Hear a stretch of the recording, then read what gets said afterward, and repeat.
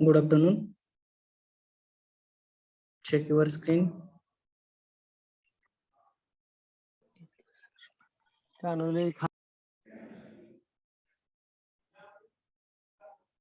Screen visible आहे का? Yes, sir. Okay, thank you.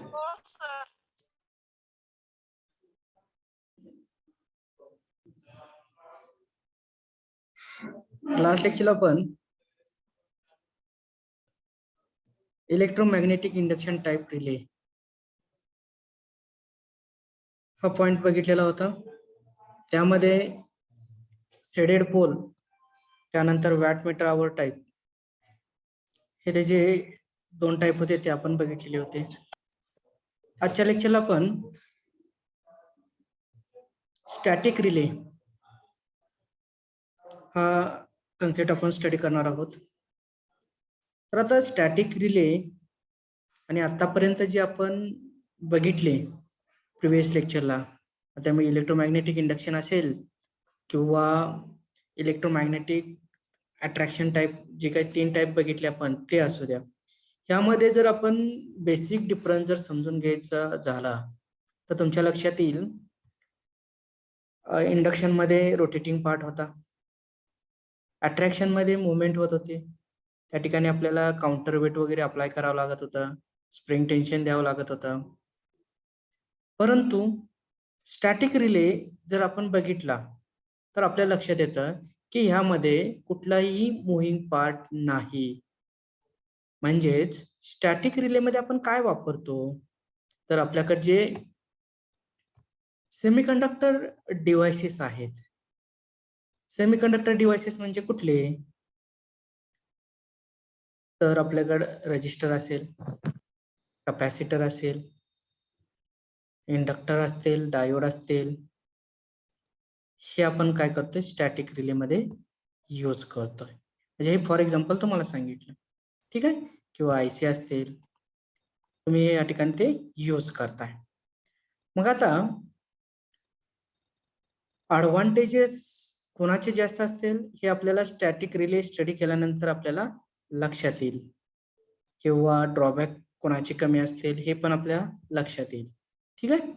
तर आता आपण सुरुवातीला इन जनरल स्टॅटिक रिले हा कसा वर्क होतो ते आपण बघूया. आता बघा, डायग्राम मध्ये तुम्हाला इथं शो केलेला आहे, ते जर तुम्ही डायग्राम व्यवस्थित बघितली तर तुमच्या लक्षात येईल की पहिल्यांदा काय आहे बघा बरं. पहिला ब्लॉक जर मी बघितला तर काय आहे, सेकंडरीज ऑफ सीटी और पीटी और ट्रान्सड्यूसर. ठीक आहे. त्यानंतर rectifier, relay measuring unit, amplifier, output device आणि शेवटी ट्रिप सर्किट.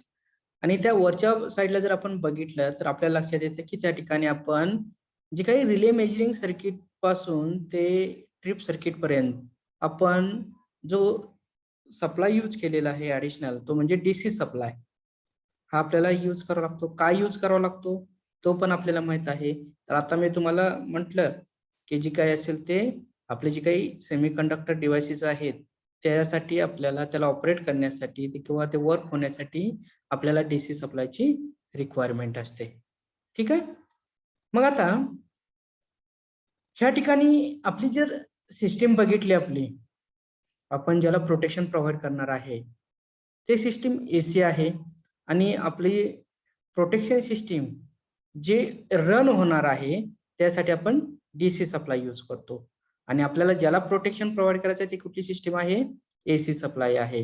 म्हणजेच बघा, आता जे काही सिटीचं जे काही सेकंडरी टर्मिनल आहेत तिथून जे काही आउटपुट आपल्याला भेटणार आहे ते आपण कन्वर्ट करून कुणाला देतोय, रिले रेक्टिफायरला देतोय.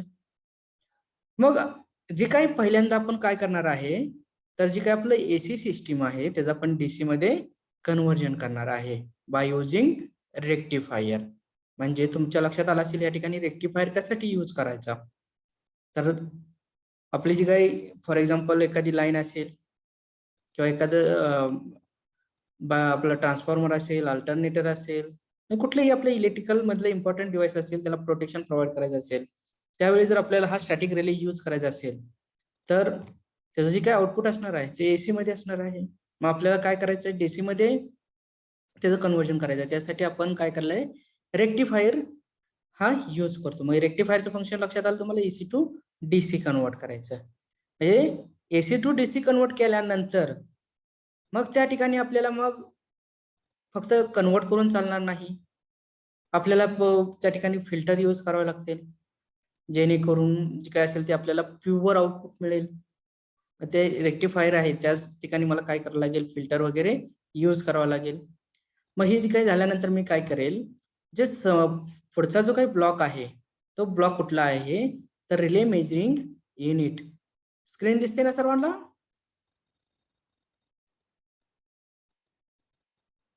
हो सर. Yes, okay. sir. हा, तर रिले मेजरिंग सर्किट ह्या ठिकाणी आपल्याला महत्वाचं वर्क करावं लागतं. म्हणजे काय करावं लागतं, तर जे काही रिले मेजरिंग युनिट आहे त्या ठिकाणी आपण काय करणार आहे, आपली जी काही थ्रेशोल्ड व्हॅल्यू म्हणजे आपण त्याला प्री डिटरमाइंड व्हॅल्यू किंवा पिकअप व्हॅल्यू ते आपण त्या ठिकाणी सेट करणार आहे. म्हणजे आपला जो काही रिले आहे कधी आपल्याला आउटपुट प्रोड्यूस करेल आणि पुढचं जे काही स्ट्रिप सर्किट आहे ते ऑपरेट होऊन आपलं जे काही फॉल्टी पार्ट आहे तो आपल्याला आयसोलेट म्हणजे डिस्कनेक्ट करण्यासाठी आपल्याला त्याचा यूज करतो आपण. मग आपल्याला मग प्री डिटरमाइंड किंवा मी त्यासाठी कुठला वर्ड वापरला, थ्रेशोल्ड व्हॅल्यू किंवा त्याला मी पिकअप व्हॅल्यू म्हणू शकतो. ठीक आहे. तर जे काही मेजरिंग युनिट आहे त्या ठिकाणी मी काय करणार आहे, मी तिथं व्हॅल्यू सेट करणार आहे. म्हणजेच इन टर्म्स ऑफ तुमचं अँपियर मध्ये झालं असेल तर फॉर एक्झाम्पल एखादी सिस्टीम असेल आणि तुमचा जो काही रेटेड करंट आहे तो 500 अँपियर आहे, तर मी काय करणार आहे, त्या ठिकाणी जे काही माझं थ्रेशोल्ड व्हॅल्यू आहे ते मी तिथे किती पुट करणार आहे, तर 500 अँपियर सेट करणार आहे. म्हणजेच त्या ठिकाणी मी थ्रेशोल्ड व्हॅल्यू सेट केली. मग त्या ठिकाणी मी काय करणार आहे, लेवल डिटेक्टर, ते परत तुम्हाला सांगितलं फिल्टर, कंपॅरेटर, लॉजिक सर्किट, हे सर्व माझं जे काही हे असणार आहे ते कुठल्या युनिटमध्ये असणार आहे, तर रिले मेजरिंग युनिटमध्ये असणार आहे. म्हणजेच आता त्या ठिकाणी कंपॅरेटर किंवा लेवल डिटेक्टर काय चेक करणार आहे, तर आपण काय केलेलं आहे त्या ठिकाणी व्हॅल्यू सेट केलेली आहे, म्हणजे थ्रेशोल्ड व्हॅल्यू सेट केलेली आहे. जी काही थ्रेशोल्ड व्हॅल्यू आहे किंवा पिकअप व्हॅल्यू किंवा आपण त्याला प्री डिटरमाइंड व्हॅल्यू म्हणतो ते सेट केलेली आहे. मग आता कंपॅरेटर काय करणार, जी काही सेट केलेली व्हॅल्यू आणि सीटीच्या आउटपुट कडून म्हणजे सेकंडरी कडून रेक्टिफायर करून जे काही रिले मेजरिंग युनिट आहे तिथपर्यंत जी काही व्हॅल्यू येणार आहे ते काय केली जाणार, कम्पेअर केली जाणार. म्हणजे सिटी कडून जे काही व्हॅल्यू येणार आहे ते कुठं कम्पेअर केली जाणार, रिले मेजरिंग युनिट मध्ये आफ्टर कन्व्हर्जन, म्हणजे एसी टू डीसी केल्यानंतर त्याचं मॅग्निट्यूड चेंज होणार नाही. एसी टू डीसी कडून आपण काय केलं, कन्व्हर्जन करून तिथं आपण काय केलं, कंपॅरिझन करतोय. म्हणजे सेट केलेली व्हॅल्यू आहे त्याच्यापेक्षा जर येणारी व्हॅल्यू कमी असेल तर ते कंपॅरिझन मध्ये काय होणार आहे, 500 पेक्षा कमी आहे किंवा अप टू 500 आहे, रेटेड किंवा बिलो रेटेड आहे, हे जर असेल तर तुमचं जे काही रिले मेजरिंग सर्किट आहे ते आउटपुट प्रोड्यूस करणार नाही. म्हणजे इन टर्म्स ऑफ 0 आणि 1 मध्ये बोलायचं झालं तर तुमचं त्या ठिकाणी रिले मेजरिंग जे काही युनिट आहे त्या ठिकाणी जर कम्पेअर केलं बाय युजिंग कंपॅरेटर और लेवल डिटेक्टर तर त्या ठिकाणी मला आउटपुट 0 मिळालं. आउटपुट जर 0 मिळालं तर पुढचा जो काही ब्लॉक आहे तो म्हणजे अँप्लिफायरचा आहे, मी 0 ला अँप्लिफाय करू शकतो का, 0 मध्ये वाढ करू शकतो का, तर नाही करू शकत. मग परत हे रिपीट प्रोसेस होत असते. म्हणजे परत त्या ठिकाणी येणारी व्हॅल्यू चेक केली जाते, ते विदिन लिमिट मध्ये असेल परत 0 आउटपुट. परंतु सेकंड केस मध्ये जर फॉल्ट क्रिएट झाला, म्हणजेच काय झालं, येणारी व्हॅल्यू इन्क्रीज झालेली असते आणि आपण सेट केलेली व्हॅल्यू पण आपण तिथं आहे. म्हणजे सेट केलेली व्हॅल्यू आणि जे काही सिटीच्या थ्रू रेक्टिफायरच्या थ्रू जे काही रिले मेजरिंग युनिटला येणारी व्हॅल्यू आहे ते आता नक्कीच कशी असणार आहे, तर जास्त असणार आहे.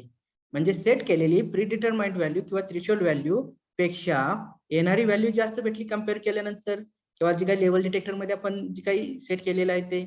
मग त्या ठिकाणी काय होणार आहे, येणारी व्हॅल्यू जर त्या ठिकाणी मला रिले मेजरिंग युनिटनं जास्त दाखवली म्हणजे कंपॅरेटरनं जर जास्त दाखवली तर त्या ठिकाणी आउटपुट प्रोड्यूस होणार. फॉर एक्झाम्पल 1 असं आपण म्हणूया, कारण मी 0 आणि 1 मध्ये आपण बोलूया बोललो. तर त्या ठिकाणी आउटपुट 1 भेटलं. म्हणजे त्या ठिकाणी काहीतरी आउटपुट मिळालं. म्हणजे आता काय झालं? फॉल्ट झाला. आपल्याला व्हॅल्यू भेटते. मग आपलं काय होणार आहे? तर ती व्हॅल्यू नेक्स्ट स्टेजला काय केली जाते? जे काही रिले मेजरिंग युनिट आहे त्याचं आउटपुट आपण अँप्लिफायरला दिलेला आहे. मग ती व्हॅल्यू काय केली जाते? अँप्लिफाईड केली जाते बाय युजिंग अँप्लिफायर आणि ते पुढं कुठं आउटपुट डिव्हाइसला त्या ठिकाणी आपण पाठवतो. कशासाठी? तर जे काही ट्रिप सर्किट आहेत त्याला जे काही आपल्याला ऍक्टिव्हेट करण्यासाठी ते रिक्वायर्ड आहे. मग ते काय होतं? तुम्हाला ट्रिप सर्किट त्या ठिकाणी काय होणार आहे? तुमचं ऍक्टिव्ह होणार आहे आणि आपल्याला पुढे जे काही सर्किट ब्रेकर आहे त्याची काही इन्फॉर्मेशन आहे त्यानुसार पुढे जाऊन आपलं सर्किट काय होणार आहे? डिस्कनेक्ट होणार आहे. म्हणजेच या ठिकाणी थोडक्यात तुम्ही तो रिले मेजरिंग युनिट मध्ये सर्व ऍक्टिव्हिटी तुम्हाला त्या ठिकाणी परफॉर्म होतात. म्हणजे कम्पॅरेटर, लेव्हल डिटेक्टर, फिल्टर किंवा लॉजिक सर्किट हे जे काही आपण आतापर्यंत शिकलो ते त्या ठिकाणी यूज केलं जातं. आणि मग त्याचाच यूज करून आपण काय केलं जातो? येणारी व्हॅल्यू आणि सेट केलेली व्हॅल्यू यामध्ये फक्त कंपॅरिझन केलं जातं आणि कंपॅरिझन करून जर व्हॅल्यू कमी भेटली तर आउटपुट प्रोड्यूस होणार नाही आणि पुढचा जो काही ब्लॉक आहेत अँप्लिफायर किंवा त्याच्या पुढचे तर ते काय राहतील? रिमेन इनऍक्टिव्ह राहतील. परंतु जर येणारी व्हॅल्यू आणि सेट केलेली व्हॅल्यू ह्यामध्ये जर येणारी व्हॅल्यू हे जर जास्त भेटली तर आपल्याला ते अँप्लिफाय करून पुढे आपण ते जे काय असेल ते ट्रिप सर्किट प्रोसीड करतो. कशासाठी? फर्दर प्रोसेससाठी. तर अशा पद्धतीने आपलं स्टॅटिक रिले काय होतं? वर्क होतं. ठीक आहे? लक्षात आलं का? मुळे रोल नंबर 48.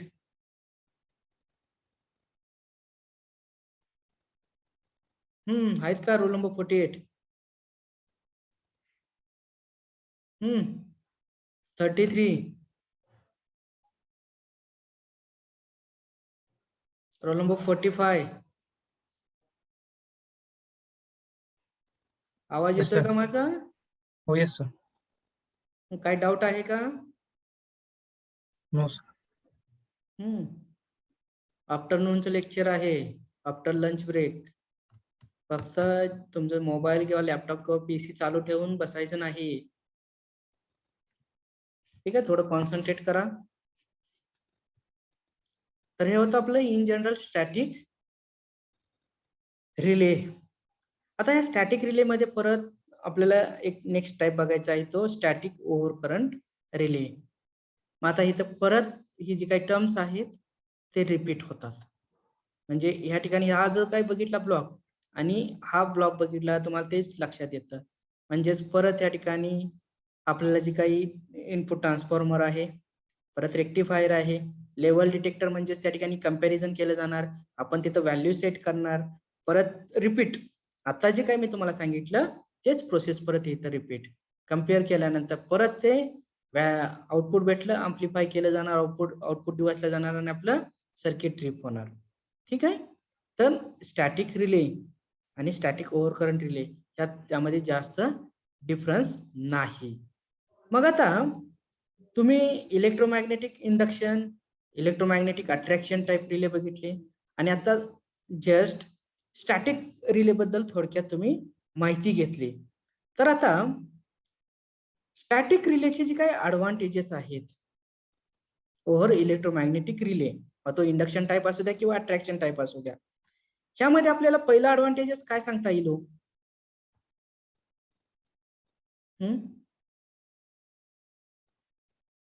जे काही आता तुम्ही ऐकलं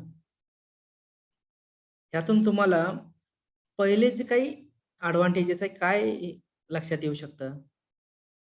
अट्रॅक्शन टाइप असेल, इंडक्शन टाइप असेल आणि हा स्टॅटिक रिले असेल. तर ह्यामध्ये कुठं तुम्हाला मूव्हिंग पार्ट आहे का? रोटेटिंग पार्ट आहे का स्टॅटिक मध्ये?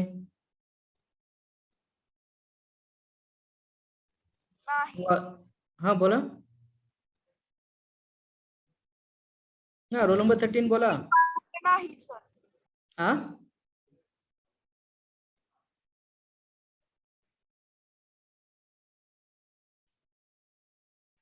किंवा आपण इलेक्ट्रोमॅग्नेटिक अट्रॅक्शन टाईप मध्ये बघितलं, आर्मेचर काय होतोय, अट्रॅक्ट होतोय, म्हणजे दुसऱ्या पार्टला जाऊन क्लोज होतोय. आज काय आहे का या ठिकाणी, तर नाही. म्हणजे हे एक ऍडव्हान्टेजेस आहे की यामध्ये कुठलाही मूव्हिंग पार्ट नाही, म्हणजे रोटेटिंग पार्ट नाही. त्याच्यामुळे काय होतं, कुठलंही या ठिकाणी फ्रिक्शन होणार नाही, दोन पार्ट एकमेकाला क्लोज होत नाहीत किंवा ओपन होत नाहीत, म्हणजे त्या ठिकाणी आर्किंग होणार नाही. हे आपलं जे काही इलेक्ट्रोमॅग्नेटिक मध्ये जे काही प्रोसेस होते किंवा ड्रॉबॅक होतात ते आपण काय करू शकतो, स्टॅटिक रिलेचा यूज करून हे आपण ड्रॉबॅक काय करू शकतो, रिमूव्ह करू शकतो. त्यानंतर हे सर्व जे काही आपण जे ब्लॉक बघितले, रेक्टिफायर, रिले मेजरिंग युनिट, त्यामध्ये comparator, level detector, logic circuit, filter, amplifier, ह्यामध्ये आपण काय करतो, इलेक्ट्रॉनिक कंपोनंट यूज करतो. मग ह्यासाठी जी काही आपल्याला पॉवर लागणार आहे ते कशी लागणार आहे हो, जास्त लागेल का कमी लागेल?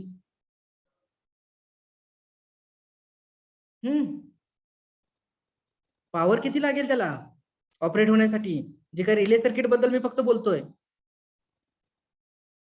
कमी लागेल का जास्त लागेल? कमी. कमी लागेल. म्हणजेच आपल्याला माहित आहे हे सर्व सेमीकंडक्टर डिव्हाइसेस आहेत, म्हणून त्याला जी काही पॉवर आहे ती कशी लागणार आहे, कमी लागणार आहे, म्हणजे लो पॉवर रिक्वायर्ड. ठीक आहे. त्यानंतर ह्या ठिकाणी आपण कुठं काउंटर वेट अप्लाय करतोय का, किंवा कुठं स्प्रिंगचं टेन्शन अप्लाय केलंय का? आधीच्या रिलेमध्ये आपण ते यूज केलेलं आहे. मग तसं आहे का, म्हणजे आपल्याला कॉन्टॅक्ट क्लोज होतील त्यामुळे आपल्याला काउंटर वेट किंवा स्प्रिंगचं टेन्शन अप्लाय करून हे केलंय का? नाही. म्हणजेच ह्या ठिकाणी आपल्याला कुठलंही या ठिकाणी तसे अरेंजमेंट करावे लागत नाही. त्यामुळे आपण हा रिले कुठल्याही पोझिशनला काय करू शकतो, यूज करू शकतो. म्हणजे मला बॅलन्स्डच पाहिजे, म्हणजे आपण बॅलन्स्ड बीम मध्ये बघितलं होतं, मला बॅलन्स्डच बीम पाहिजे असं आहे का या ठिकाणी? नाही. तर मी कुठल्याही पोझिशनला हा रिले यूज करू शकतो. ठीक आहे. त्यानंतर ह्याची जी काही ऑपरेटिंग टाइम आहे तो कसा असणार आहे as compare to electromagnetic relay, तर कमी असणार आहे. का कमी असणार आहे? यामध्ये कुठेही फ्रिक्शन होत नाही, मूव्हिंग पार्ट नाही, तर त्यामुळं काय होणार आहे, हा तुम्हाला क्विक डिस्कनेक्शन देईल, म्हणजे याचं फास्ट ऑपरेशन असणार आहे. म्हणजे येणारी व्हॅल्यू कम्पेअर केली जाणार ती इन टर्म्स ऑफ डिजिटल एरियामध्ये असणार आहे. कम्पेअर केली, आउटपुट प्रोड्यूस झालं, अम्प्लिफाय करा आणि तुमचं सर्किट ट्रिप होणार. कमी असेल परत ते सायकल मध्ये तसंच रिपीट होत राहणार. म्हणजे जर फॉल्ट झाला तर आपल्याला सर्किट आपण लगेच काय करू शकतो, डिस्कनेक्ट करू शकतो, म्हणजे हेल्दी पार्ट आणि फॉल्टी पार्ट एकमेकापासून सेपरेट करू शकतो by using static relay as compare to electromagnetic relay. त्यानंतर आपण ह्या ठिकाणी अट्रॅक्शन टाइप किंवा इंडक्शन टाइप, मग तो शेडेड असेल किंवा अट्रॅक्शन किंवा बॅलन्स बीम असेल, हा रिले फक्त आपण एका सिस्टीमला एक रिले यूज करावा लागतो. परंतु स्टॅटिक रिले मध्ये तुम्हाला जो काही रिले मेजरिंग युनिट आहे किंवा ज्या ठिकाणी आपण लेवल डिटेक्टर म्हणतो किंवा कंपॅरिझन करतो, त्या ब्लॉक मध्ये आपण मल्टिपल व्हॅल्यू काय करू शकतो, त्या ठिकाणी सिलेक्ट करू शकतो. म्हणजेच माझ्याकडे नंबर ऑफ सिस्टीम आहेत, म्हणजे एक अल्टरनेटर आहे, एक जनरेटर आहे, एक ट्रान्सफॉर्मर आहे, एक मोटर आहे, किंवा अजून एखादं डिव्हाइस आहे. मला ह्या सर्वांना प्रोटेक्शन प्रोव्हाइड करायचं आहे किंवा फॉल्ट झाल्यानंतर आयडेंटिफाय करायचं आहे. तर मी काय करू शकतो, स्टॅटिक रिले मध्ये जे काही मी प्री डिटरमाइंड व्हॅल्यू किंवा मी थ्रेशोल्ड व्हॅल्यू मी काय करू शकतो, प्रत्येक डिव्हाइसची त्या ठिकाणी सेट करू शकतो. म्हणजे ट्रान्सफॉर्मर असेल 500 अँपिअर त्याचं थ्रेशोल्ड व्हॅल्यू झाली, मोटर असेल 100 अँपिअर झाली, अजून एखादी सिस्टीम असेल 50 अँपिअर झाली. म्हणजेच तुम्ही काय करू शकता, त्या ठिकाणी एकच रिले यूज करून वापरून तुम्ही काय करू शकता, मल्टिपल जे काही आपले अप्लायन्सेस आहेत, डिव्हाइसेस आहेत, त्याला काय करू शकता, प्रोटेक्ट करू शकता. हे पॉसिबल आहे कुठं, फक्त स्टॅटिक रिले मध्ये.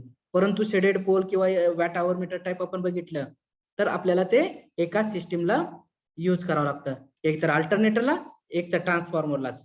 आपल्याला दोन्ही ॲट ए टाइम ते एकच रिले वापरून चालत नाही. परंतु स्टॅटिक मध्ये आपल्याला कशामुळे ते ऍडव्हान्टेजेस भेटतं, तर त्या ठिकाणी आपल्याला जी काही व्हॅल्यू आहे ते सेट करता येते, कम्पेअर करतो. मग काय होणार आहे, या ठिकाणी तुम्ही ते कम्पेअर करायला 500 ट्रान्सफॉर्मरसाठी असणार आहे, त्याची काय तुम्हाला वेगवेगळ्या व्हॅल्यू सांगितल्या, ते त्यावेळी कम्पेअर करणार आहे. जर त्याच्यापेक्षा जर जास्त भेटली ते काय होणार आहे, सिस्टीम तुमची आयसोलेट होणार आहे. विदिन लिमिटमध्ये असेल तर व्यवस्थित ती वर्क होणार आहे. म्हणजे तुम्ही लक्षात ठेवू शकता, एकच स्टॅटिक रिले आपण मल्टीपर्पज साठी यूज करू शकतो. ठीक आहे. त्यानंतर हा जे डिसएडव्हान्टेजेस, जसं ऍडव्हान्टेजेस आहेत तसे डिसएडव्हान्टेजेस पण असणार आहेत. मग जे काही डिसएडव्हान्टेजेस आहे ते काय असू शकतो बघा बरं. या ठिकाणी सेमीकंडक्टर डिव्हाइसेस आहेत, त्याच्यामुळे काय आपल्याला तोटा होतो का हो?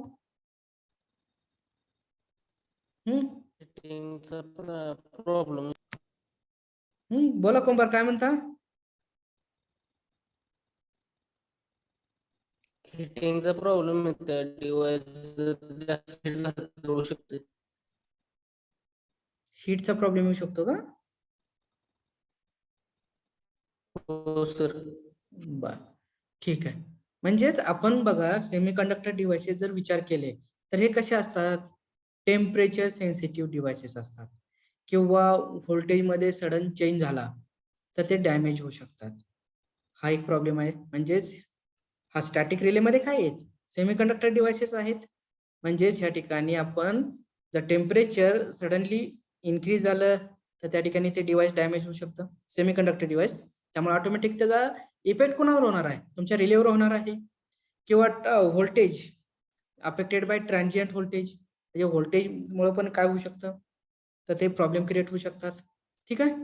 त्यानंतर सेमीकंडक्टर डिव्हाइससाठी आपल्याला सेपरेट वरून आपण बघा डीसी सप्लाय प्रोव्हाइड केलता. म्हणजे आपल्याला काय करावं लागतं, ऍडिशनल जी काही ऑक्झिलरी पॉवर रिक्वायर्ड लागते ती कुठली लागते, डीसी लागते. डीसी असेल तरच ते आपली प्रोसेस काय होणार आहे, वर्क होणार आहे. जर डीसी सप्लाय नसेल तर आपली सिस्टीम वर्क होणार नाही. त्यानंतर मी तुम्हाला काय सांगितलं, ऍडव्हान्टेजेस आहे की एकच रिले आपण मल्टीपर्पज साठी यूज करू शकतो, परंतु त्याच्यामुळे एक ड्रॉबॅक क्रिएट होतो. काय ड्रॉबॅक क्रिएट होतो, तर त्या ठिकाणी जे आपल्याला व्हॅल्यू सेट करायचे आहेत, म्हणजे आपण काय करतो, प्रोग्रॅमिंग करतो, त्यामध्ये प्रोग्राम सेट करतो. मग तो प्रोग्रॅमिंग करण्यासाठी किंवा इन्स्टॉल करण्यासाठी किंवा ते हँडल करण्यासाठी तुम्हाला काय लागणार आहे, हायली स्किल्ड त्या ठिकाणी मॅन पॉवर किंवा ऑपरेटर त्याची गरज पडणार आहे. हे एक त्याचं ड्रॉबॅक आहे. म्हणजे ऑर्डिनरी पर्सन जाऊन तो लगेच ऑपरेट करू शकणार नाही. परंतु इलेक्ट्रोमॅग्नेट मध्ये तुम्ही काय करू शकता, किंवा इलेक्ट्रोमॅग्नेटिक इंडक्शन मध्ये काउंटर वेट ऍडजस्ट करा, व्यवस्थित करा, ते तुम्ही हे करू शकता. त्यासाठी हायली स्किल्ड पर्सनची गरज नाही. परंतु स्टॅटिक रिले मध्ये तुम्हाला हे जे काय व्हॅल्यू सेट करायचं आहे कंपॅरिझन करण्यासाठी, तर त्यासाठी तुम्हाला स्किल्ड पर्सनची गरज आहे. व्हॅल्यू सेट करता म्हणजेच काय, तुम्ही 4th सेमिस्टरला प्रोग्रामिंग शिकलेला आहात, ते प्रोग्रामिंग तुम्हाला तिथं इम्प्लिमेंट करावा लागतो. मग त्यासाठी आपल्याला काय रिक्वायर्ड आहे, तर हायली स्किल्ड पर्सनची रिक्वायरमेंट आहे. ठीक आहे. त्यानंतर त्याचं जर कन्स्ट्रक्शन बघितलं थोडंसं कॉम्प्लिकेटेड होतं. म्हणजे जे काय आपण rectifier, relay measuring unit, level detector, amplifier, output device, trip circuit, ह्याचं जर सर्व आपण बघितलं, यामध्ये आपण सेमी कंडक्टिंग डिव्हाइसेस वापरतो. त्यामुळे थोडंसं हे कन्स्ट्रक्शन थोडंसं त्याचं डिफिकल्ट होऊ शकतं, कॉम्प्लेक्स होऊ शकतं. हे त्याचे डिसएडव्हान्टेजेस आहेत. ठीक आहे. ऍडव्हान्टेजेस मध्ये तुम्ही अजून ऍड करू शकता, याची साईज कशी असणार आहे, कॉम्पॅक्ट असणार आहे. ठीक आहे. म्हणजे नंबर ऑफ ऍडव्हान्टेजेस आहेत ऍज कम्पेअर टू डिसएडव्हान्टेजेस. ठीक आहे. ऍडव्हान्टेजेस डिसएडव्हान्टेजेस लक्षात आले का?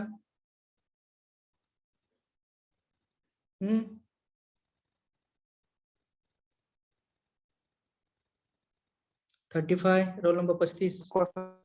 हो सर. तुमचा आवाज कट होतोय.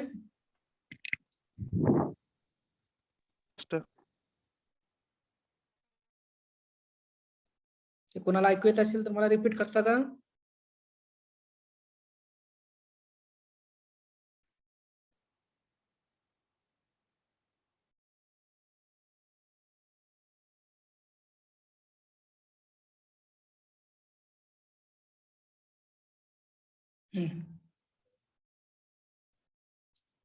ठीक आहे. रोकडे तुम्ही काय म्हणता, कॉस्ट कशी असेल हो, कमी असेल का जास्त असेल? सर सेमीकंडक्टर हम्म सेमीकंडक्टरची जास्त असेल. म्हणजे स्टॅटिक रिलेची जी काही कॉस्ट आहे ती जास्त असणार आहे का as compare to electromagnetic relay? हा सर सेमीकंडक्टर डिव्हाइसेस वाढू शकते ना. सेमीकंडक्टर डिव्हायसेसमुळे कॉस्ट वाढू शकते असं तुमचं म्हणणं आहे. पण डिफरंट आन्सर आपण बघूया. कोणाचं डिफरंट आन्सर आहे? डिफरंट आन्सर आहे का बघूया. कॉस्ट कमी असेल सर. कॉस्ट कमी असेल. Roll number 12. नेक्स्ट. बोला. जे काही इलेक्ट्रोमॅग्नेटिक, इंडक्शन, अट्रॅक्शन टाइप आणि स्टॅटिक रिले. आणि आता रोकडे काय म्हणतात यामध्ये सेमीकंडक्टर डिव्हाइसेस जे आहेत त्याच्यामुळे कॉस्ट इन्क्रीज होऊ शकते.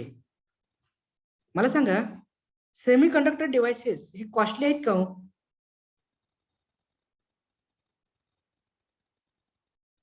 नाही. नाही. ह्याच्यावरून आपण काय करू शकतो तर त्या ठिकाणी याची कॉस्ट कशी असणार आहे नक्कीच कमी असणार आहे. म्हणजे हे इकॉनॉमिकल आपल्याला हे होतं. आणि अजून एक ॲडव्हान्टेजेस अजून काय होतं यात इकॉनॉमिकल किंवा कॉस्ट आपण याला कमी आहे यात काय डाऊट नाही. एक रिले आपण काय करू शकतो नंबर ऑफ सिस्टीमला हँडल करू शकतो. परंतु इलेक्ट्रोमॅग्नेटिक मध्ये कसं आहे माझं जे काही नंबर ऑफ सिस्टीम आहेत तेवढेच मला काय करावं लागतील रिले इन्स्टॉल करावे लागतील त्या ठिकाणी. परंतु स्टॅटिकसाठी तसं नाही. म्हणजे ओव्हरऑल जर मी विचार केला सर्व अँगलनं तर मला ते इकॉनॉमिकलच आहे. कुठला रिले? Static relay. आणि तुम्ही रजिस्टर, कॅपॅसिटर, इंडक्टर, डायोड याची जर कॉस्ट बघितली तर तुम्हाला मार्केटमध्ये लोकल मार्केटला बघू नका. तर त्या ऍक्च्युअलची कॉस्ट जर आपण विचार घेतली तर एकदम कमी कॉस्ट असते त्या डिव्हाइसची. ठीक आहे. नसेल तर आपण लोकल लेवलला गेलो एखाद्या शॉपमध्ये आणि त्या लोकल लेवलला एकच कुठेतरी शॉप असतं आणि त्या ठिकाणीच ते अवेलेबल असतं. मग त्या ठिकाणी ऑटोमॅटिकली तो काय करतो कॉस्टली देतो मटेरियल. म्हणजे 1 रुपयाची गोष्ट 10 रुपयाला देऊ शकतो तो. मग तशी आपल्याला थिंकिंग करायची नाही. ॲट ॲक्च्युअल आपल्याला जे अवेलेबल आहे त्यानुसार जर विचार केला तर हे कमी कॉस्टली आहे. ठीक आहे.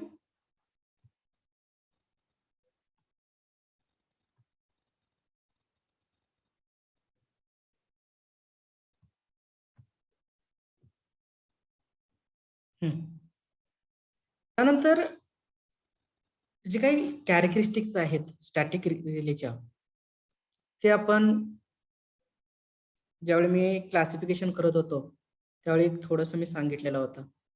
त्यामध्ये डेफिनेट टाइम म्हणजे काय, इनव्हर्स टाइम म्हणजे काय किंवा इन्स्टंटेनियस म्हणजे काय हे आपण डिस्कस केलेलं आहे. ते मी इथं फिगरच्या थ्रू इंडिकेट केलेलं आहे. इथं बघा इथं आपण काय केलेलं आहे या व्हॅल्यू सेट केलेली आहे. हे जी काही डार्क लाईन दिसते आहे ते म्हणजे आपली काय पिकअप व्हॅल्यू. त्या व्हॅल्यूच्या जर हे झाला इन्क्रीज झाली तर आपला रिले काय होणार आहे रिस्पॉन्ड करणार आहे. मग ह्या ठिकाणी हे जे काही ग्राफच्या थ्रू आहे ते आपण इथं दाखवलेलं आहे. आता इथं पहिल्यांदा मी जर डेफिनेट टाइम म्हटलं तर ह्या ठिकाणी बघा ह्या डेफिनेट टाइम मध्ये करंटचं मॅग्निट्यूड या ठिकाणी दाखवलेलं आहे आणि ऑपरेटिंग टाइम ही आपण या ठिकाणी बघू शकतो. आता ऑपरेटिंग टाइम आणि करंटचं मॅग्निट्यूड ह्यामध्ये जे काही डेफिनेट टाइम मध्ये हे दोघांचं काही डायरेक्टली रिलेशन नाही. तर आपण काय केलेलं आहे डेफिनेट मध्ये कुणाला आठवतंय का बघा रिपीट करू द्या. डेफिनेट म्हणजे काय?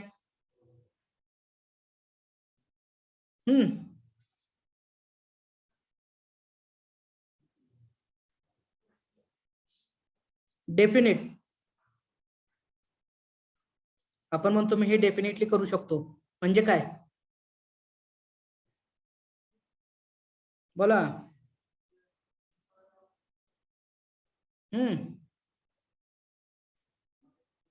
का तुम्ही असं कधी म्हणत नाही मी डेफिनेट हा बोला रिपीट करा. निश्चित म्हणजे ठरवलेला टायमिंग. ठरवलेला टाइम. बर, नेक्स्ट. हा, रिपीट करा roll number 11. Fix sir. Fix. Fix, ठीक आहे. हा, डिफरंट आन्सर आहे का अजून कोणाचं?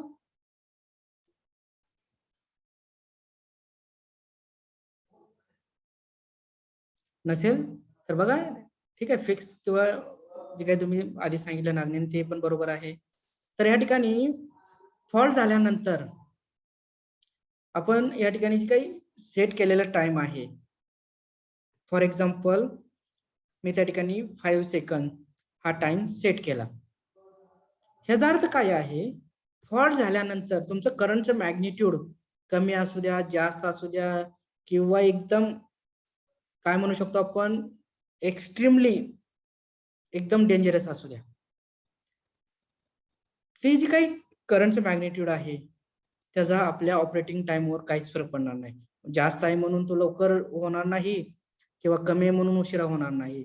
तर त्याची काही टायमिंग आहे तो बरोबर 5 सेकंद तो घेणारच. कधी? फॉल्ट झाल्यापासून 5 सेकंद झाल्यानंतरच तो जो काही असेल ते रिलेचे कॉन्टॅक्ट काय होतील, क्लोज होतील. म्हणजे 2 सेकंद झाले, 3 सेकंद झाले, 4 सेकंद झाले, करंट वाढला, क्लोज करणार नाही. तो 5 सेकंद झाल्या काय करणार, रिलेचे कॉन्टॅक्ट क्लोज करणार. म्हणजे त्याला म्हणायचं डेफिनेट टाइम. म्हणजे जे काही तुम्ही ते प्री डिटरमाइंड सेटिंग केलेलं आहे, व्हॅल्यू सेट केलेली आहे, त्याच व्हॅल्यूला तो काय होणार आहे, त्याच टायमिंगला तो ऑपरेट होणार आहे. त्याला म्हणायचं डेफिनेट टाइम. बघा या ठिकाणी मग इथे तुम्हाला एक डार्क लाईन दिसते डायग्राम मध्ये. म्हणजे याचं जर बघा, करंटचं मॅग्निट्यूड जरी व्हॅरी झालं तर ह्याचा जो काही टाइम आहे तो कसा आहे, फिक्सच आहे. म्हणजे करंट बदलू द्या, तुम्हाला या ठिकाणी तुमचा ऑपरेटिंग टाइम बदलणार नाही. त्याला म्हणायचं डेफिनेट टाइम. आणि त्यानंतर इनव्हर्स टाइम. इनव्हर्स टाइम मध्ये आपण काय म्हणू शकतो, बोला? इनव्हर्स मध्ये टाइम फिक्स असेल का हो, का कुठल्या एखाद्या पॅरामीटरवर डिपेंड असेल?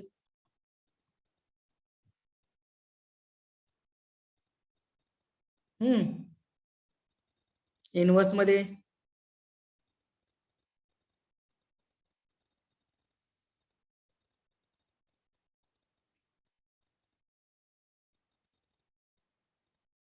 आवाज येतोय ना सर्वांना? Yes sir. Roll number 52. Yes sir. इनव्हर्सचा टाइम हा, कशा असेल काय? जे काही इनव्हर्स टाइम करंट कॅरेक्टरिस्टिक्स आहेत ह्याच्याबद्दल तुम्हाला काय सांगता येईल का? मी आता सांगितलं जसं डेफिनेट टाइम मध्ये फिक्स करंट व्हॅल्यू असली सर, फिक्स टाइम. कुठं, इनव्हर्स मध्ये का डेफिनेट मध्ये? डेफिनेट मध्ये, इनव्हर्स मध्ये नाही माहिती. आणि इनव्हर्स मध्ये काय असू शकतं? इनव्हर्स माहित नाही सर. बरं, माहित नाही. तरी तुम्ही अप्रॉक्सिमेट काय आन्सर सांगू शकता का? नाही सर, नो आयडिया त्याबद्दल. आयडिया नाही. बर, कोणाला काय आयडिया आहे का? सर ऑपरेटिंग सेकंडला इनव्हर्स म्हणजे टाइम वाढला की कमी होणार इकडे. टाइम काय होणार, रिपीट करा.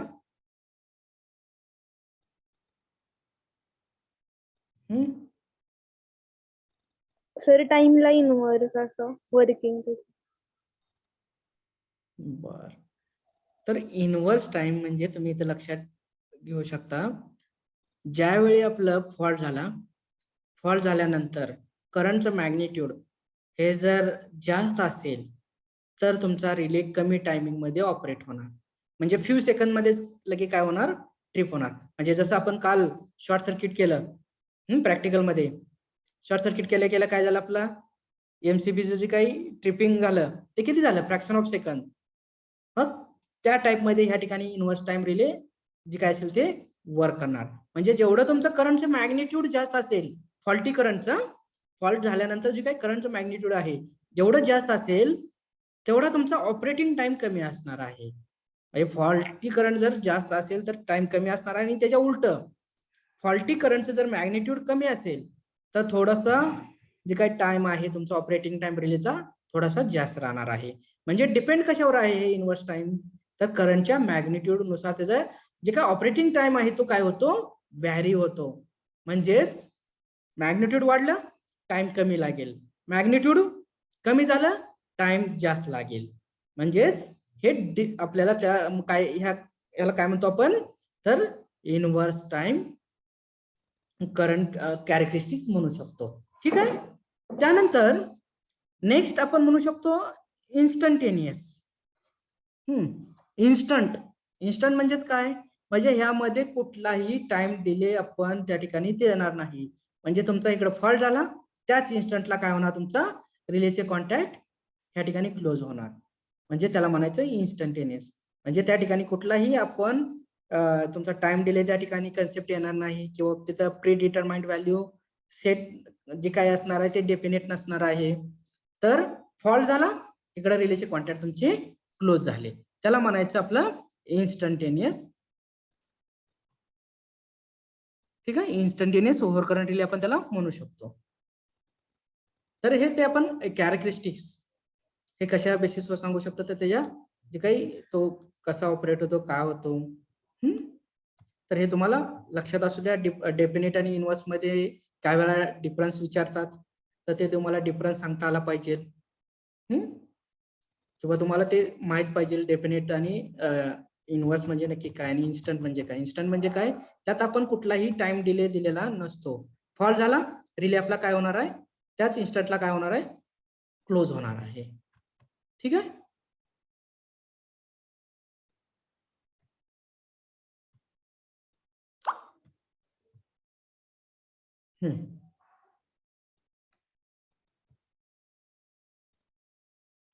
एक मिनिट.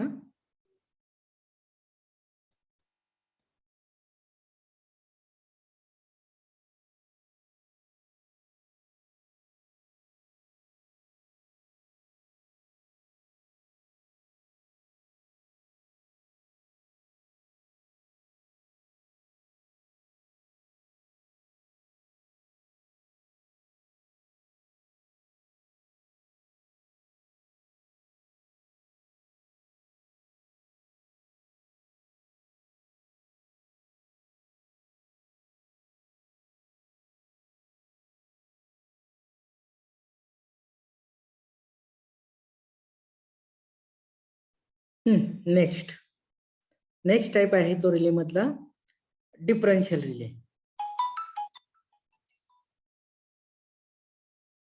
Differential relay. आता डिफरन्शियल रिले मध्ये परत करंट डिफरन्शियल आणि व्होल्टेज बॅलन्स्ड डिफरन्शियल रिले असे दोन टाइप पडतात. म्हणजे पहिला आहे तो करंट डिफरन्शियल रिले आणि सेकंड आहे तो व्होल्टेज बॅलन्स्ड डिफरन्शियल रिले. आधी आपल्याला डिफरन्शियल रिले म्हणजे काय ते आपण थोडस बेसिक समजून घेऊया. आता डिफरन्शियल प्रोटेक्शन आपण यूज करतो किंवा डिफरन्शियल रिले यूज करतो, ह्याचा अर्थ काय आहे. तर आता बघा, तुम्हाला डायग्राम बघितली तुम्हाला लक्षात येईल.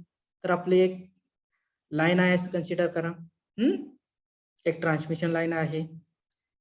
त्या ठिकाणी आपण जी काही लाईन आहे त्याच्या जे काही सेंडिंग एंड आहे आणि रिसिव्हिंग एंड आहे त्या ठिकाणी आपण काय केलेले आहेत, सिटी इन्स्टॉल केलेले आहेत. म्हणजे एक लाईन आहे तर एक लाईनच्या सुरुवातीला आणि लाईनच्या शेवटी आपण काय करणार आहे, आयडेंटिकल सिटी त्या ठिकाणी यूज करणार आहोत. आयडेंटिकल म्हणजे काय, तर त्यामध्ये कुठलाही डिफरन्स नसणार आहे. म्हणजे जे काय तुम्ही एका बाजूला 400/1 एम्पियर हा सिटी यूज केला तर दुसऱ्या बाजूला पण तुम्ही 400/1च यूज करायचा.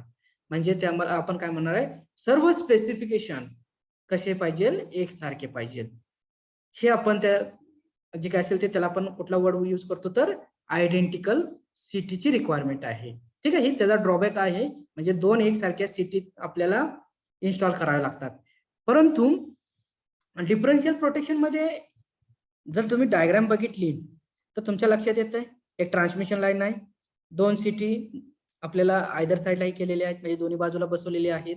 आणि त्या 2 सिटी आपण एकमेकाला कनेक्ट केलेले आहेत थ्रू पायलट वायर.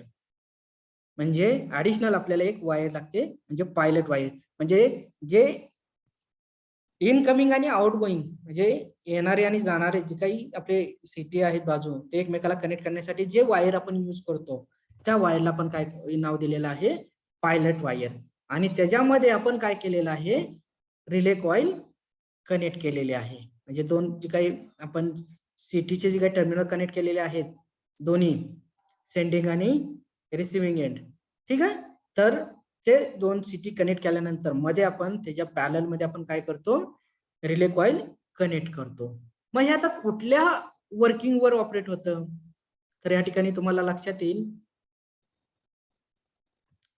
तर आता या ठिकाणी हे जे काही हा सिटी 1 आहे, हा सिटी 2 आहे कन्सिडर करा. आता येणारा करंट फॉर एक्झाम्पल 100 अँपिअर असेल. हा इथून सपोज 100 अँपिअर करंट येतोय. 100 अँपिअर करंट हा सिटी 1 मधून फ्लो होईल, सिटी 1 च्या प्रायमरी मध्ये फ्लो होईल. त्यावेळी सिटी 1 च्या प्रायमरी फ्लो झाल्यानंतर काय होईल, त्या ठिकाणी फ्लक्स तयार होतील, ते सेकंडरीला लिंक होतील. सेकंडरीला काय होईल, ईएमएफ इंड्यूस होईल. त्याच वेळी तोच करंट पुढे कुठे जातोय, दुसऱ्या बाजूला जातोय, दुसऱ्या सिटीमध्ये जातोय, सिटी नंबर 2 ला. तर जो काही सेम करंट आहे सिटी 1 मधला एक्झॅक्ट व्हॅल्यू असणारा फॉर एक्झाम्पल 100 अँपिअर, तर 100 अँपिअर सिटी 1 मधून फ्लो झाला, तोच करंट काय झाला, सिटी 2 मध्ये फ्लो झाला. म्हणजे परत तो सिटी 2 मध्ये आला, प्रायमरी मध्ये फ्लो झाला. प्रायमरी मध्ये फ्लो झाल्यानंतर परत ती जी काही आपली बेसिक कन्सेप्ट आहे, फ्लक्स तयार झाले, सेकंडरी लिंक झाले, परत ईएमएफ इंड्यूस झाला सेकंडरीला. म्हणजे सिटी 1 आणि सिटी 2 हे जे काही प्रायमरी मध्ये जो काही करंट फ्लो होतोय तो दोन्ही कसा आहे, सेम आहे. आणि त्यामुळं सिटीची काही सेकंडरी बाजू आहे त्या ठिकाणी जी काही आउटपुट प्रोड्यूस होणार आहे दोन्ही पण सिटीकडे, ते कसं असणार आहे, सेम असणार आहे. म्हणजेच जे काही 100 अँपिअर करंट सिटी 1 मधून आणि सिटी 2 मधून जे काही प्रायमरी मधून फ्लो झाला, त्याच्यामुळं सिटीच्या सेकंडरीला जे आपल्याला ईएमएफ भेटलं, जे आउटपुट भेटलं, ते कसं असणार आहे, सेम व्हॅल्यू असणार आहे. फॉर एक्झाम्पल सपोज मी काय म्हणेल, जे ईएमएफ प्रोड्यूस झालं फॉर एक्झाम्पल 300 व्होल्ट आहे सिटी 1 चं, आणि आयडेंटिकल आहेत सर्व सिटी, सर्व जे काही करंटचं मॅग्निट्यूड आहे ते दोन्हीचं कसं आहे, सेम आहे, 100 आहे. त्यामुळं सिटी 2 चं पण जे काही असेल ते मॅग्निट्यूड सेकंडरीला किती असणार आहे, 300 व्होल्टच असणार आहे. मग काय झालं बरं सांगा बरं, सेकंडरीची जी काही सिटी 1 ची बाजू आहे आणि सिटी 2 ची सेकंडरीची बाजू आहे ते कशी झाली, एकदम बॅलन्स झाले. आणि आपण फंडामेंटल मध्येच आपण शिकलेलो आहे फर्स्ट इयरला, जर आपल्याला करंट जर सर्क्युलेट व्हायचं असेल तर काय पाहिजे, त्या ठिकाणी डिफरन्स क्रिएट झाला पाहिजे. परंतु ह्या ठिकाणी आपला जो काही येणारा करंट आणि जाणारा करंट हा सेम आहे, त्यामुळं सिटीच्या दुसऱ्या बाजूला इक्वलच आउटपुट मिळालं दोन्हीच्या. त्यामुळं काय झालं, बॅलन्स कंडिशन ऑकर झाली. त्यामुळं ही जी काही पायलट वायर आहे तुमची, ही जी काही पायलट वायर आहे त्या पायलट वायर मधून कुठलाही करंट सर्क्युलेट होणार नाही. आणि जर पायलट वायर मध्ये जर करंट फ्लो नाही झाला तर हे जे काही आपण पायलट वायरच्या अक्रॉस जे काही रिले कॉईल जोडलेली आहे त्यामध्ये काय असणार आहे, 0 व्हॅल्यू असणार आहे. म्हणजे 0 करंट फ्लो होणार आहे. म्हणजे ते 0 करंट जर फ्लो झाला तर त्या ठिकाणी ते जे काही रिले कॉईल आहे ते तुमची एनर्जाइज्ड होणार नाही, ऍक्टिव्हेट होणार नाही. त्यामुळे रिलेचे कॉन्टॅक्ट हे ओपनच राहणार, क्लोज होणार नाही. परंतु ज्यावेळी फॉल्ट होतो ह्याच सिस्टीमवर, ट्रान्समिशन लाईन आहे, आपलं जे काही सेटअप आहे तो ऍज इट इज आहे. आपलं आता काय झाला, हे जे काय आता सिस्टीम आहे त्या सिस्टीमवर अर्थ फॉल्ट झाला असं कन्सिडर करा. आता ज्यावेळी अर्थ फॉल्ट होतो त्यावेळी येणारा करंट आणि जाणारा करंट हा सेम राहील का हो. फॉर एक्झाम्पल आता ह्या ठिकाणी काय झालं, अर्थ फॉल्ट झाला,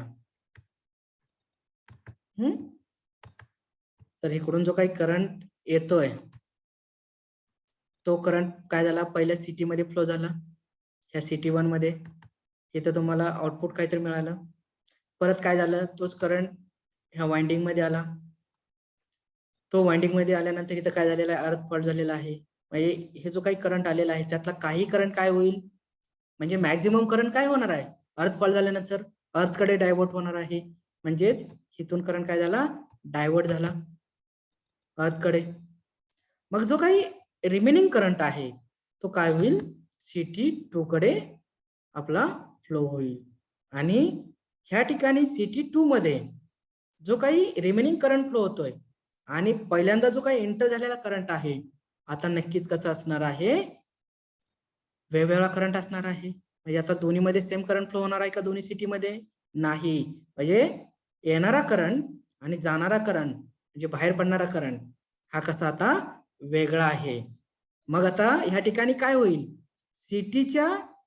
पहिल्या सिटीच्या प्रायमरी मध्ये जो काही करंट फ्लो झाला त्याची व्हॅल्यू वेगळी होते, त्यामुळे सेकंडरीला जे काही आउटपुट मिळालं ते वेगळं असणार आहे. आणि ज्यावेळी इथं अर्थ फॉल्ट झाला आणि करंट डायव्हर्ट झाला आणि डायव्हर्ट झाल्यानंतर जो काही रिमेनिंग करंट आहे तो आपल्या CT2 कडे फ्लो झाला आणि CT2च्या प्रायमरी मध्ये फ्लो झाला. सेकंडरीला त्यानं आउटपुट काय केलं, इंड्यूस केलं, प्रोड्यूस केलं. आणि आता जो काही CT2च्या सेकंडरीला जे आउटपुट भेटणार आहे आफ्टर फॉल्ट झाल्यानंतर, डायव्हर्ट झाल्यानंतर, ते कसं असणार आहे, कमी असणार आहे. म्हणजे ह्या ठिकाणी तुमचं आउटपुट जास्त म्हणजेच EMF जास्त आणि ह्या ठिकाणी कमी. म्हणजेच आता या ठिकाणी काय झालं, बॅलन्स कंडिशन झाली का, नाही झाली. दोन्ही कडचं जे काय असेल तर आउटपुट वेगवेगळं आहे. म्हणजे इथं आता काय झाला, डिफरन्स क्रिएट झाला. मग आता डिफरन्स क्रिएट झाला म्हणजे त्यावेळी काय होणार आहे, ही जी काय तुमची पायलट वायर आहे त्या पायलट वायर मधून तुमचा करंट काय होणार आहे, सर्क्युलेट होणार आहे. आणि ज्यावेळी हा पायलट वायर मधून करंट सर्क्युलेट झाला का त्याच वेळी हा जो काही रिले आपण इथं कनेक्ट केलेला आहे त्या रिले मध्ये काय होणार आहे, आता इथं 0 अँपिअर आहे ते 0 अँपिअर नसणार आहे, तर त्या ठिकाणी काहीतरी व्हॅल्यू असणार आहे. मग ती व्हॅल्यू रिस्पॉन्सिबल असते रिलेला एनराइज करण्यासाठी, ऍक्टिव्हेट करण्यासाठी. आणि त्यामुळं जे काही रिलेचे कॉन्टॅक्ट आहेत ते क्लोज होऊन आपल्याला जे काही ट्रिप आहे किंवा आपलं जे काही डिस्कनेक्शन आहे ते आपल्याला अचीव्ह करता येतं. म्हणजेच डिफरन्शियल जे काही आपण रिले म्हणतो ते ह्या वर्किंग प्रिन्सिपलवर काय होतं, वर्क होतं. म्हणजे येणारा करंट आणि जाणारा करंट हे आपण फर्स्ट इयर मध्ये KCL मध्ये शिकलेलो आहे. ठीक आहे, मग तेच इथं आपण इम्प्लिमेंट करू शकतो. आणि इथं जे काही बेसिक कन्सेप्ट आहेत ट्रान्सफॉर्मर मधले वगैरे ते आपण इथं इम्प्लिमेंट करून हे समजून घेऊ शकतो. ठीक आहे, मग त्यासाठी मी काय म्हटलं, ह्याचा एक ड्रॉबॅक आहे. ह्यासाठी आपल्याला काय लागतं, आयडेंटिकल सिटीज लागतात. मी जर वेगवेगळ्या रेशोच्या जर सिटी यूज केल्या तर मला ही जी काही प्रोटेक्शन सिस्टीम आहे ते मला अचीव्ह करता येणार नाही. त्यासाठी मला सेम सर्व जे काही टर्म्स आहेत सिटीच्या दोन्हीच्या आयडेंटिकल पाहिजे. आणि मी प्रॅक्टिकल जर विचार केला, आयडियली शक्य आहे मला दोन गोष्टी एकसारख्या मिळणं, परंतु प्रॅक्टिकली शक्य आहे का हो? मी रेशो सेम ठेवला 400/1 400/1, परंतु मी मॅन्युफॅक्चरिंग करताना, डिझाईन करताना त्यामध्ये काही ना काही मायनर डिफेक्ट राहतोच. त्याच्यामुळे काय होऊ शकतं, अंडर नॉर्मल ऑपरेटिंग कंडिशनला पण काय होऊ शकतो, स्लाइटली डिफरन्स क्रिएट होऊ शकतो. आणि तो स्लाइटली डिफरन्स आपल्याला काय करू शकतो, विदाउट फॉल्ट ट्रिपिंग देऊ शकतो. म्हणजे डिफरन्स क्रिएट झाला, पायलट वायर मधून करंट फ्लो झाला, रिले ऍक्टिव्हेट होणार. मग त्यासाठी आपल्याला थोडंसं पुढे जाऊन ते मग आपण 4th आणि 5th चॅप्टर मध्ये त्या ठिकाणी असं जर झालं, आयडेंटिकल असूनही आपल्याला फॉल्ट नसताना ट्रिपिंग होत असेल तर काय करता येईल, तर ते आपण 4th चॅप्टर मध्ये बघूया. आता फक्त आपण जस्ट काय करतोय, हे रिलेचे टाइप्स बघतोय. ठीक आहे, डिफरन्शियल प्रोटेक्शन लक्षात आलं का, काय डाऊट आहे काय? सर मोस्टली आयडेंटिकल फॉल्ट होत नसतील ना, का होतात? काय म्हणता, म्हणजे तुम्ही जे म्हणला आयडेंटिकल फॉल्ट, जर फॉल्ट नसून हे ट्रिप झालं, असे फॉल्ट कमी प्रमाणात होत असतील ना, का होतात जास्त? आयडेंटिकल सिटी मला भेटतात का? मी जर एखाद्या शॉप मध्ये गेलो, मला दोन्ही एकसारख्या गोष्टी पाहिजे, त्यामध्ये जराही फरक नकोय, तर प्रॅक्टिकली हे शक्य आहे का? तर नाही. तर त्यामुळे काय होऊ शकतं, जरी आपल्या सिस्टीमवर ज्याला आपण प्रोटेक्शन सिस्टीम प्रोव्हाइड करणार आहे, ती डिफरन्शियल दोन्ही बाजूला सिटी बसवून, आणि जरी फॉल्ट झाला नाही परंतु जर सिटी मध्ये काही डिफेक्ट असेल किंवा काही बदल असेल तर त्या ठिकाणी काय होणार आहे, सिटीच्या सेकंडरीला आउटपुट दोन्हीकडे मला वेगवेगळं भेटेल, त्यामुळे पायलट वायर मधून करंट फ्लो होईल आणि पायलट वायर मधून फ्लो झाला का हा जो काही रिले कॉईल आहे त्या रिले कॉईल मधून करंट फ्लो झाला का रिलेची कॉन्टॅक्ट क्लोज होणार. मग ही अशी पॉसिबिलिटी आपल्याला नाकारता येत नाही. मग त्यासाठी आपण काय करतो, जरी स्लाइटली डिफरन्स असेल तर मी काय करतो, त्या ठिकाणी दुसरी एक कॉईल ऍड करतो, त्याला रिस्ट्रेनिंग कॉईल म्हणतात, ते 4th चॅप्टर मध्ये आहे. तर किंवा त्याला पर्सेंटेज डिफरन्शियल प्रोटेक्शन म्हटलं जातं. त्यामध्ये आपण नंबर ऑफ टर्न्स ऍड केले जातात, ते मी तुम्हाला नंतर आपल्याला आहे ते त्यावेळी आपण बघूया. मग हे असं होऊ शकतं, मग ते होऊ नये म्हणून आपण त्याला प्रोव्हिजन करावी लागते. असं होतं, होऊ शकतं, ते अवॉइड करण्यासाठी मग आपल्याला ऍडिशनल त्या ठिकाणी वेगळी प्रोव्हिजन करावी लागते. वर्किंग लक्षात आलं का? हो सर. ठीक आहे. सिंपल वर्किंग प्रिन्सिपल आहे, यात काय अवघड नाही. जर व्यवस्थित समजावून घेतलं तर यात काही अवघड नाही. हे तर व्होल्टेज बॅलन्स्ड हे आपण नेक्स्ट लेक्चरला उद्या बघूया.